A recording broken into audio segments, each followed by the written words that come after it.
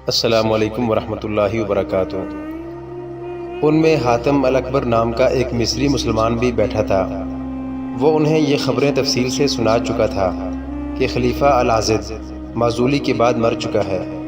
مصر اب بغداد کے خلیفہ کے تحت آ گیا ہے۔ صلیبیوں کا وفادار مسلمان نائب سالار رجب پر اصرار طریقے سے مارا جا چکا ہے۔ وہ جن 3 لڑکیوں کو شوبک سے لے گیا تھا وہ ماری جا چکی ہیں، اور صلیبیوں کا ایک اور وفادار مسلمان فوجی حاکم فیض الفاطمی بھی جلاد کے ہاتھوں مروا دیا گیا ہے۔ اب حاتم الاکبر نے انہیں یہ خبر بد سنائی کہ جس عالم جاسوس کو 2 لڑکیوں کے ساتھ قاہرہ بھیجا گیا تھا وہ عین اس وقت لڑکیوں سمیت گرفتار ہو گیا ہے جب اس کا مشن کامیاب ہو رہا تھا۔ یہ ثبوت ہے کہ صلاح الدین ایوبی کا سراغ رسانی کا نظام بہت ہوشیار ہے، کنارڈ نے کہا۔ کنارڈ صلیبیوں کا مشہور حکمران اور فوجی کمانڈر تھا۔ اس نے کہا، ان لڑکیوں کو وہاں سے آزاد کرانا ممکن نہیں، نہایت اچھی لڑکیاں ضائع ہوتی جا رہی ہیں۔ صلیب کی خاطر ہمیں یہ قربانی دینی پڑے گی۔ صلیبیوں کے ایک اور بادشاہ اور فوجی کمانڈر گے آف لوزینان نے کہا، ہمیں بھی مرنا ہے۔ ہمارے جو آدمی پکڑے گئے ہیں انہیں بھول جاؤ، ان کی جگہ اور آدمی بھیجو۔ یہ 2 لڑکیاں کہاں سے آئی تھیں؟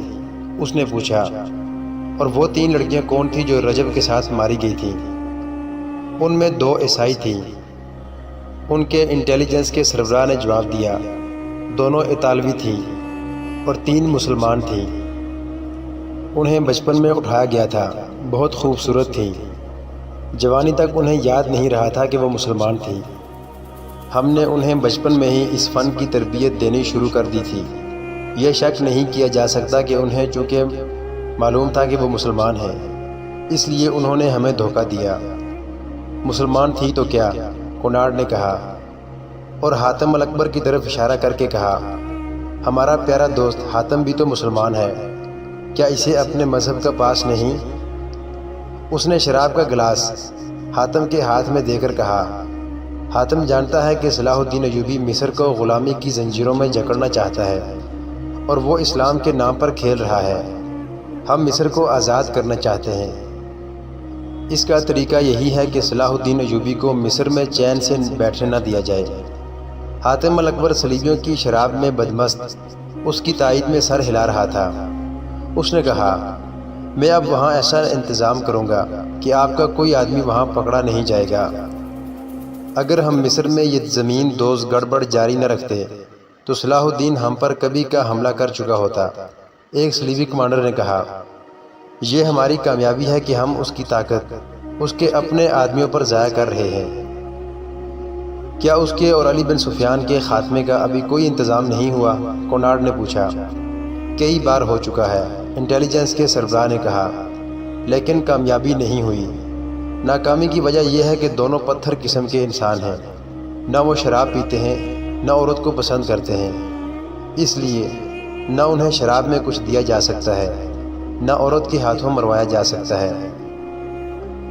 اب کامیابی کی توقع ہے۔ ایوبی کے باڈی گارڈز میں 4 آدمی فدائی ہیں۔ انہیں میں نے بڑی چابک دستی سے وہاں تک پہنچایا ہے۔ جب بھی موقع ملا وہ دونوں کو یا ایک کو ختم کر دیں گے۔ کیا ہمارے ہاں ایوبی کے بھیجے ہوئے جاسوس ہیں؟ گے آف لوزینان نے پوچھا۔ یقیناً ہیں، انٹیلیجنس کے سربراہ نے جواب دیا۔ جب سے ہم نے مصر میں اور ادھر شام میں جاسوسی اور تباہ کاری کا سلسلہ شروع کیا ہے، صلاح الدین نے بھی اپنے جاسوس ہمارے ہاں بھیج دیے ہیں۔ ان میں سے 2 پکڑے گئے ہیں۔ وہ اذیتوں سے مر گئے مگر اپنے کسی تیسرے ساتھی کی نشاندہی نہیں کی۔ ان کی کامیابی کس حد تک ہے؟ بہت حد تک ہے، دوسرے نے جواب دیا۔ کرک میں ہماری رسد کو جو آگ لگی تھی، جس میں آدھی رسد جل گئی اور 11 گھوڑے زندہ جل گئے تھے، وہ ایوبی کے تباہ کار جاسوسوں کا کام تھا۔ میں آپ کو یہ بھی بتا سکتا ہوں کہ ہماری جنگی کیفیت اور اہلیت کی پوری معلومات صلاح الدین ایوبی کو ملتی رہتی ہیں۔ اس کے جاسوسوں کو خراج تحسین پیش کرتا ہوں کہ جان پر کھیل جاتے ہیں اور کام پوری دیانتداری سے کرتے ہیں۔ ان میں بہت دیر اس مسئلے پر بحث ہوتی رہی کہ مصر اور شام میں تخریبی کارروائیوں کو کس طرح تیز اور مزید تباہ کن کیا جا سکتا ہے۔ حاتم الاکبر انہیں سلطان ایوبی کی حکومت کی کمزور رگیں اور مضبوط پہلو دکھا رہا تھا۔ آخر فیصلہ یہ ہوا کہ حاتم الاکبر کو کچھ آدمی اور 2-3 لڑکیاں دی جائیں۔ اس وقت سلطان ایوبی اپنے 2 نائبین اور علی بن سفیان کو اپنے اس منصوبے سے آگاہ کر رہا تھا کہ وہ کرک پر حملہ کرے گا۔ اس نے 20 روز بعد کا دن بتایا جب اسے فوجوں کو کوچ کرانا تھا۔ یہ تمام تر منصوبہ عالم جاسوس اور 2 لڑکیاں ساتھ والے کمرے میں سن رہی تھیں۔ عالم نے ایک بار پھر لڑکیوں کے ساتھ افسوس کا اظہار کیا کہ انہیں ایک راز معلوم ہو گیا ہے مگر وہ اسے شوبک تک نہیں پہنچا سکتے۔ ایک لڑکی نے کہا، میں کوشش کروں گی کہ صلاح الدین ایوبی مجھے پسند کر لے، اگر تھوڑی سی دیر کے لیے بھی وہ مجھے اپنے ساتھ تنہائی میں رکھ لے تو میں اس سے رہائی پا لوں گی۔ مجھے امید ہے کہ میں اس کی عقل پر قبضہ کر لوں گی۔ معلوم نہیں اس نے ہمیں کیوں بلایا ہے، عالم جاسوس نے کہا۔ یہ تم دونوں یاد رکھو، اگر وہ تمہیں اکیلے اکیلے بلائے تو دونوں یہ کوشش کرنا کہ اسے حیوان بنا سکو۔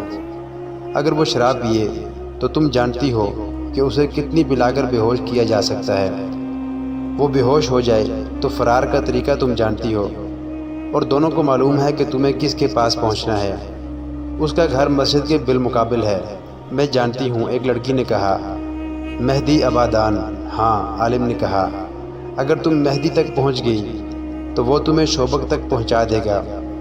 میرے فرار کا تو سوال ہی پیدا نہیں ہوتا۔ تم نے ایوبی کا منصوبہ سن لیا ہے۔ کوچ کی تاریخ یاد رکھو، راستہ یاد کر لو۔ کوچ رات کے وقت ہوا کرے گا، دن کے وقت اس کی فوج کوئی حرکت نہیں کرے گی۔ حملہ کرک پر ہوگا۔ مجھے امید ہے کہ یہ اطلاع قبل از وقت پہنچ گئی تو ہماری فوج ایوبی کو راستے میں روک لے گی۔ ایوبی اسی صورتحال سے ڈرتا ہے۔ شوبک میں جا کر یہ خاص طور پر بتانا کہ ایوبی کھلے میدان میں آمنے سامنے نہیں لڑنا چاہتا کیونکہ اس کے پاس فوج کم ہے۔ سلطان ایوبی کے کمرے سے ایسی آوازیں آئیں جیسے اجلاس ختم ہو گیا ہو اور نائبین باہر جا رہے ہیں۔ عالم اور لڑکیاں فوراً اس جگہ سرک گئیں جہاں انہیں بٹھایا گیا تھا۔ عالم کے کہنے پر انہوں نے سر گھٹنوں میں دے لیے جیسے انہوں نے کچھ بھی نہیں سنا اور گرد و پیش کا کوئی ہوش نہیں۔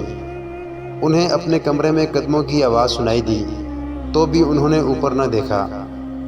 عالم نے اس وقت اوپر دیکھا جب کسی نے اس کے کندھے پر ہاتھ رکھا اور کہا، اٹھو، میرے ساتھ آؤ۔ وہ علی بن سفیان تھا۔ علی نے لڑکیوں کو بھی اٹھایا اور انہیں سلطان ایوبی کے کمرے میں لے گیا۔ میں تمہارے علم اور تمہاری ذہانت کی داد دیتا ہوں، سلطان ایوبی نے عالم جاسوس سے کہا۔ ان کی زنجیریں کھول دو، تم تینوں بیٹھ جاؤ۔ علی بن سفیان باہر نکل گیا۔